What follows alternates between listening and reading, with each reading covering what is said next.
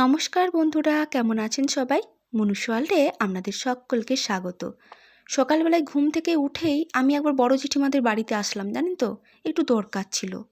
তো এসেই আমি কলপাড়ের দিকটায় আসলাম, এসেই দেখি এই গাঁদা গাছগুলোর দিকে দেখুন, প্রত্যেকটা গাছে অজস্র কড়ি ফুটে আছে, আর প্রত্যেকটা ফুল চাপ, টিরে ফুল একটাও নেই।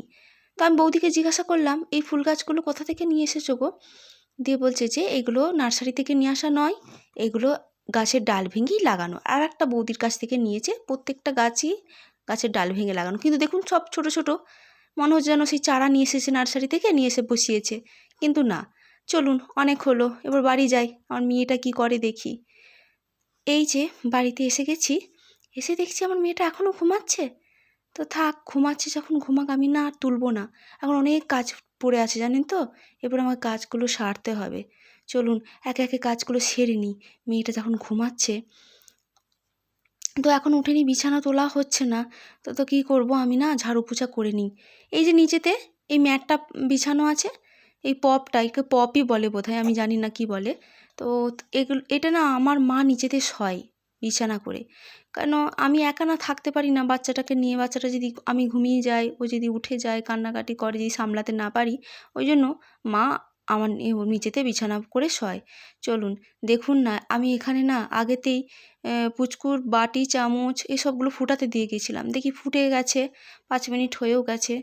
এই যে টকবক করে ফুটছে, এবারে বন্ধ করে দেব, বন্ধ করে ঢাকা দিয়ে রেখে দেবো, একটু ঠান্ডা হলে তারপরে মানে বক্সের মধ্যে ঢুকিয়ে রাখবো।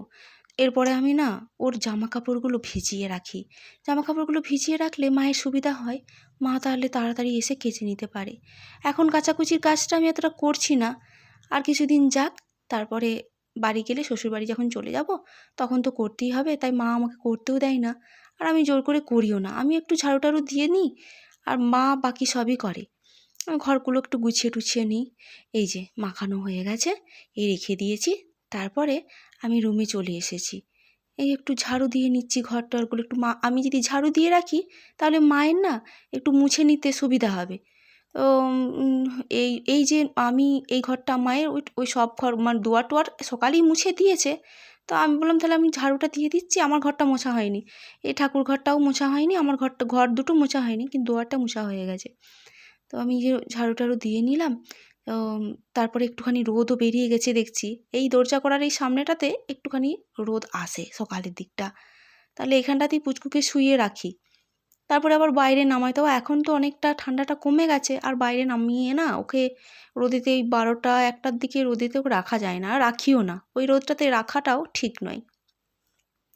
তো এই সকালের মিষ্টি রোদটাতে একটুখানি বার করে রাখি, তা ও একটু খেলাধুলা করে।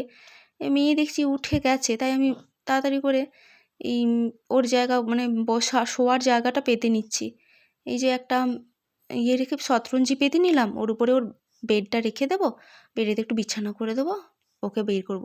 চলুন দেখি, ওকে দেখাই, ঘুম থেকে উঠে গেছে। তো কি, উঠে পড়েছ? কই মা, হাসিটা দিয়ে দাও, একটু হাসি দিয়ে দাও, একটু হাসি দিয়ে দাও। কি হলো লে বাবা, লে আমার হাসি দিয়ে দিল। ঘুম থেকে উঠে পড়েছ? সোজা হতে পারছো না মা, চলে এসো। তো এই যে আমি না তারপরে একবার ওকে খাইয়ে দিয়ে, মাকে দিয়ে আমি স্নানটা করে নিয়েছিলাম, কারণ স্নান করতে না, সকালবেলায় স্নান না করলে আর স্নান করা হয় না, আর খুব গা শীত করছিল, তাই জন্য সোয়েটারটা আবার পরে নিয়েছি।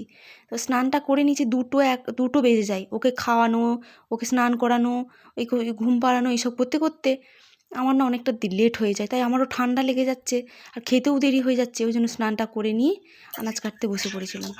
তো এই যে আমার এই যে খাওয়া দাওয়া মানে রান্না টান্না হয়ে গেছে, মা রান্না করে নিয়েছে, তো আমি খেতে বসে গেছি। প্রতিদিন না আমি ওই টেবিলে খেতে যাই, একা একা খাই, আমার একদম ভালো লাগে না।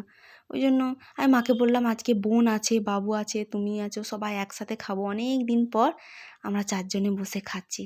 তো আজকে রান্না হয়েছিল, ওই মাছ নিয়ে এসেছিল বাবু একটু, ফুলকপি দিয়ে মাছ দিয়ে ওই একটু ঝোল হয়েছিল, আর শাকের ঘন্ট আর চাটনি, আর বিশেষ কিছু রান্না করতে মানাই করলাম, এই হলেই খাওয়া হয়ে যাবে।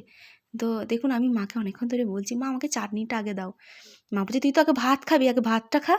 তো আমি চাটনি নিয়ে আগে খেতে বসেছি। তারপরে এই যে বোন একটু ফল কেটেছিল, আমি পুচকুকে খাওয়াচ্ছিলাম, তো বোন বলল চল তোকে একটু খাইয়ে দিই। এই ফলগুলোর উপর একটু বিট লবণ ছড়িয়ে দিচ্ছিল, বেশ খেতে ভালো লাগছিল, মিষ্টি মিষ্টি লবণ লবণ, টক টক।